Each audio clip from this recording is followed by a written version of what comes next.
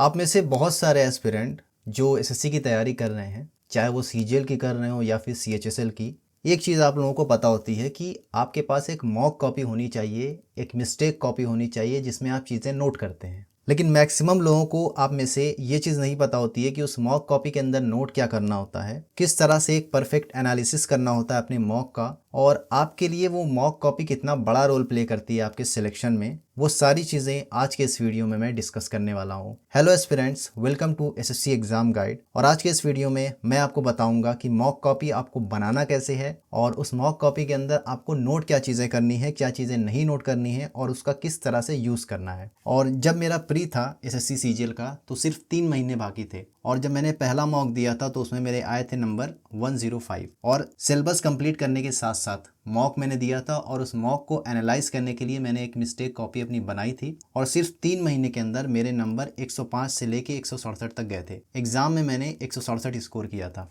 ठीक है, तो वही चीज़ें आपके साथ मैं शेयर करने वाला हूँ, अपनी मॉक कॉपी आपको दिखाऊंगा और वही सारी चीज़ें आप भी फॉलो करना, और डेफिनेटली आपके नंबर अगर अभी बहुत कम आ रहे हैं तो बहुत आराम से आपके नंबर बूस्ट होने वाले हैं। ठीक है, तो चलिए मैं आपको अपनी मॉक कॉपी दिखाता हूँ। पहले तो सबसे पहले आपको क्या करना है कि आपको एक सेपरेट कॉपी बाई कर लेनी है, और उसमें आप सिर्फ और सिर्फ मॉक के क्वेश्चन को ही नोट करेंगे। जैसे मैंने यहाँ पे सिर्फ मैथ्स की बनाई है, इंग्लिश की चीज़ें मैं इंग्लिश के नोट्स में ही अलग से नोट कर लेता हूँ। ये सिर्फ मैथ के लिए कॉपी बनाई गई है। ठीक है, तो इसमें देखिए, अगर आपका कोई क्वेश्चन गलत हो जाता है, मान लेते हैं 3 तरह के क्वेश्चन आपके गलत होते हैं। या तो आपका वो क्वेश्चन अनअटेम्प्ट रह जाता है, हो सकता है उसका कॉन्सेप्ट आपको ना आ रहा हो, आपने इसलिए क्वेश्चन को नहीं किया। ठीक है, हो सकता है कि टाइम कम पड़ने की वजह से आपने उस क्वेश्चन को नहीं किया हो। तीसरी चीज़ आती है, हो सकता है आपको क्वेश्चन आ रहा हो लेकिन आपने सिली मिस्टेक करके गलत कर दिया। इन 3 चीज़ों के अलावा कोई और चीज़ें नहीं होती मॉक में। ठीक है, पहली चीज़, अगर आपका कोई क्वेश्चन सिली मिस्टेक की वजह से गलत हो जाता है, जैसे मैंने अपने मॉक कॉपी में यहाँ पे लिखा हुआ है इंस्टॉलमेंट के आगे सिली, तो क्या हुआ था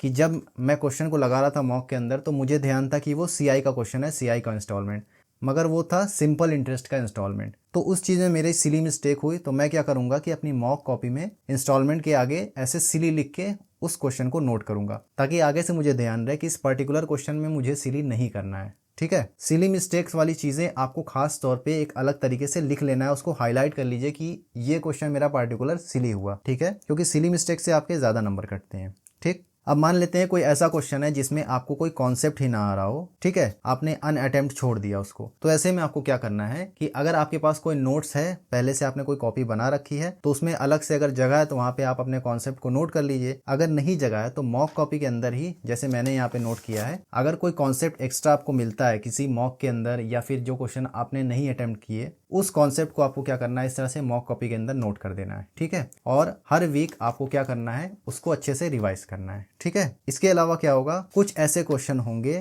जिसमें आपका टाइम एवरेज बच्चों से ज्यादा लग रहा है। मान लेते हैं कोई क्वेश्चन 30 सेकंड 40 सेकंड में हो सकता था और उसमें आपने 1 मिनट लगा दिया। ठीक है, तो ऐसे क्वेश्चन को क्या करना है, या तो आप उसका सोल्यूशन खुद से बनाइए शॉर्टेस्ट। ठीक है, अगर आप खुद से शॉर्टेस्ट सोल्यूशन नहीं बना सकते हैं तो कोशिश करिए कि आप यूट्यूब पर सर्च कर लीजिए, बहुत सारे टीचर्स हर तरह के क्वेश्चन कराते हैं। आप क्वेश्चन सर्च करेंगे यूट्यूब पे, आपको मिल जाएगा। ठीक है, टेक्स्ट बुक में भी सॉल्यूशन दिया होता है, वहां से मिल जाएगा तो भी अच्छा है। जैसे ये एक एज वाला सवाल था। ठीक है, ये क्वेश्चन मैं मॉक के अंदर नहीं कर पाया क्योंकि मुझे बहुत ज़्यादा लेंदी लग रहा था। ठीक है, इसका मुझे कॉन्सेप्ट भी आ रहा था और सिली भी नहीं होता, लेकिन लेंदी होने की वजह से मैंने इसको छोड़ दिया, टाइम बहुत ज़्यादा लग रहा था। ठीक है, तो ऐसे में क्या करना है, आपको इसका सोल्यूशन ढूंढ लेना है। मैंने इसका सोल्यूशन ढूंढ लिया, मुझे मिल गया, और इसको लिखने के बाद 2 से 3 बार मैं इस क्वेश्चन की प्रैक्टिस करूंगा और देखूंगा कि एक पर्टिकुलर टाइप का क्वेश्चन कम से कम टाइम में कैसे हो सकता है। ठीक है, ताकि आगे से जब भी ऐसा क्वेश्चन मेरे सामने आए तो उसमें मेरे कम से कम टाइम लगे। ठीक, इसी तरह हर एक मॉक में जो भी क्वेश्चन मुझे नहीं आता है, मैक्सिमम क्वेश्चन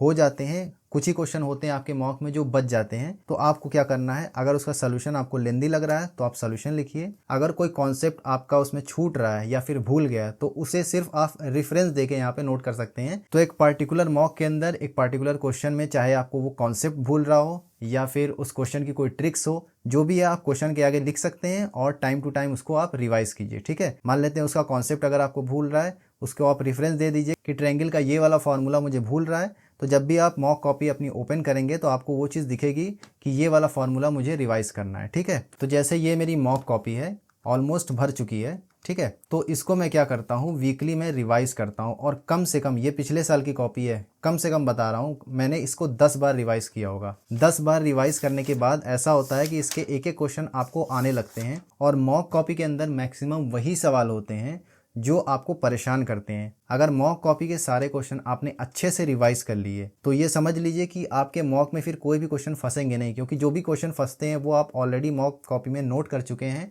और उसको आप कई बार रिवाइज कर चुके होंगे। तो आपके मैक्सिमम सवाल कम टाइम में हो जाएंगे, आपकी सिली मिस्टेक्स नहीं होगी और कोई भी क्वेश्चन अनअटेम्प्ट नहीं छूटेगा। ठीक है, ये हो गया मैथ्स की कॉपी। अब मैं आपको दिखाता हूँ इंग्लिश की। ये है मेरे इंग्लिश के नोट्स, मैंने आपको ऑलरेडी दिखाए हैं। इसमें मैं सारी चीजें अपने लिखता हूँ, चाहे वो नोट्स हो, चाहे मॉक के वोकैब हो या फिर मॉक के कोई कॉन्सेप्ट। अब मान लेते हैं कि इंग्लिश का कोई मॉक मैंने दिया, उसमें मुझे कोई वोकैब भूल रही है, तो मैं उसके लिए मॉक कॉपी में अलग से नहीं नोट करता, मैं इंग्लिश के ही नोट्स में नोट कर लेता हूँ। यहाँ पे आप देख सकते हैं मैंने लिखा हुआ है ओल्ड मॉक्स वोकैब। पुराने वाले मॉक के जितने भी वोकैब थे, जो पुरानी मॉक कॉपी थी, उसमें से मैंने ये सारे नोट कर लिए।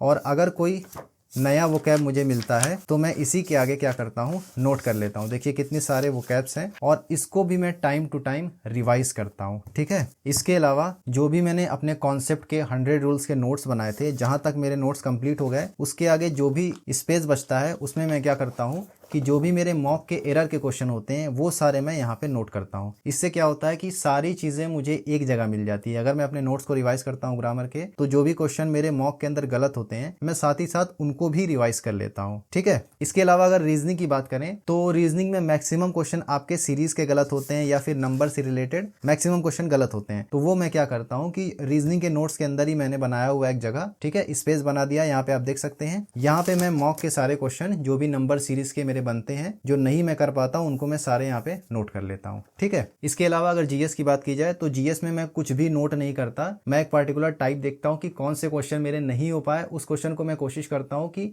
जिस भी टॉपिक से था उस टॉपिक को मैं रिवाइज कर लूँ, उसके पीवाईक्यू लगा लूँ। बस मैं इतना ही करता हूँ, जीएस के कोई भी क्वेश्चन को मैं नोट नहीं करता। ठीक है, तो यही दो कॉपी है, एक इंग्लिश की और एक मैथ की, जो मेरे मॉक में नंबर बूस्ट करने के काम आती है। और ऐसा नहीं कि आपकी अगर कोई कॉपी पिछले साल की है तो आप उसको छोड़ देंगे, नई कॉपी बना लेंगे। उसी कॉपी को आप अपडेट करिए और उस कॉपी को भी रिवाइज करते रहिए, क्योंकि जो क्वेश्चन आपके पहले भूलते हैं, जो क्वेश्चन आप नहीं कर पाते हैं, वो दोबारा से रिपीट हो सकते हैं एग्जाम में। और जो क्वेश्चन आपको परेशान कर रहे हैं वो दोबारा से आपको एग्जाम में परेशान कर सकते हैं। ठीक है, तो यही था एक छोटा सा वीडियो मॉक के ऊपर, किस तरह से आपको मिस्टेक कॉपी बनानी है, किस तरह से उसका यूज़ करना है, किस तरह से क्वेश्चन को एनालाइज करना है और नोट करना है। आई होप आपको ये वीडियो पसंद आया हो। अगर आपको वीडियो पसंद आया तो इसको लाइक ज़रूर कर दीजिएगा और चैनल पे नए हैं तो सब्सक्राइब कर दीजिएगा। बहुत सारे लोग इस चैनल को सब्सक्राइब नहीं करते हैं, सिर्फ देखकर चले जाते हैं। बाकी यहाँ तक वीडियो देखने के लिए थैंक यू सो मच। मैं मिलता हूँ आपसे अगले वीडियो में। Bye bye.